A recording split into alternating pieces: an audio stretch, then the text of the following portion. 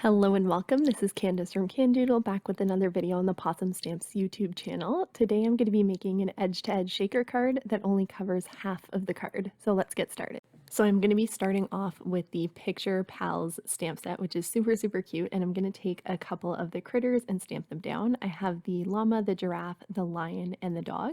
And I have those set up in my MISTI, and I'm going to stamp them down using some Copic Safe ink. I like to use Gina K Jet Black Amalgam ink.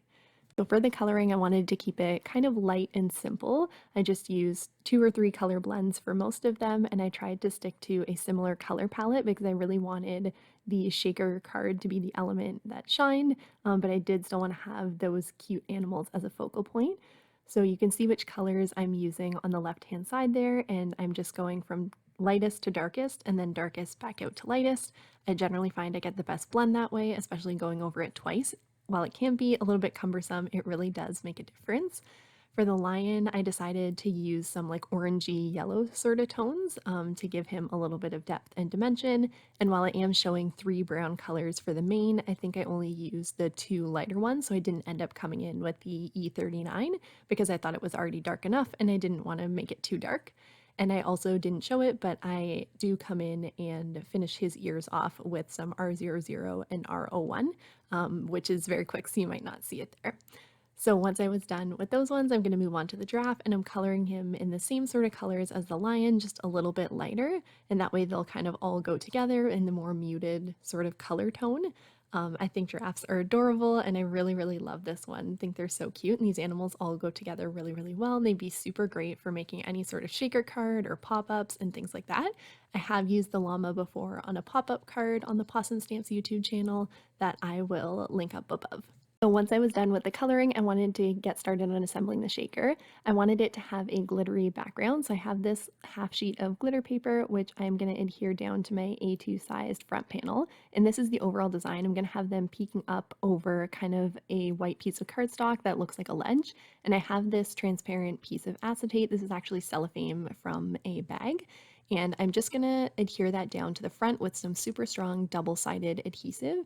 And then I'm also going to adhere it on 3 sides of the back. So instead of this being a full edge-to-edge shaker card like it would usually come around the other side of the back, we basically put that double-sided adhesive on the front, and it's going to be covered by our little ledge where the sentiment is. So that way it's only going to cover half the card, and we're going to use less sequins.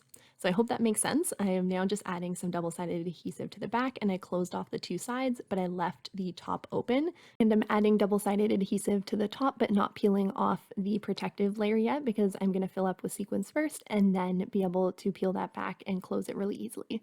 So I'm coming in with 2 sequin mixes. I'm using the Sparkling Mint sequin mix, and then I'm going to come in with a little bit from the Diamond Diva set. As you can see, I poured them on my work surface instead of directly into the shaker pouch, and I did that because I wanted more of the kind of teal colors in there as opposed to those like holographic blues.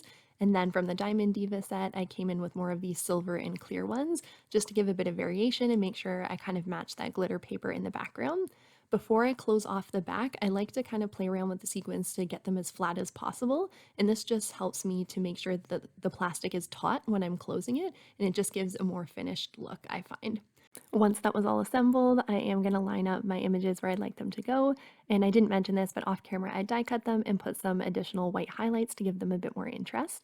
I'm now going to come in with some very sticky double-sided adhesive, and I'm going to peel those all off with my little tweezers and stick that down to the cellophane. I tend to use this adhesive. I just find that double-sided tape that's very strong works best when gluing things down to plastic.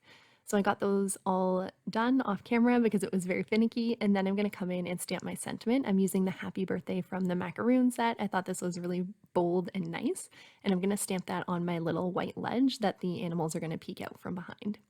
So then once I am done that, I'm going to assemble the final card. So I have some very strong adhesive on the back of that so it'll lay flat on my card base. Then I'm going to come in with some fun foam, and I'm going to pop that behind where that ledge that says happy birthday is going to go. This is just going to give it a little bit of lift and give the shaker elements a bit more room so that my sentiment isn't kind of tilted, because there is a bit more dimension where the shaker is going, even though it is like a flat shaker. So I topped that off with some more double-sided adhesive and put that down, and there's the final card. As always, we appreciate the time that you spend here with us. Don't forget to subscribe to the Possum Stamps YouTube channel for more inspiration from the design team. Here are a few more videos that you might enjoy, and I will see you in another video. Bye!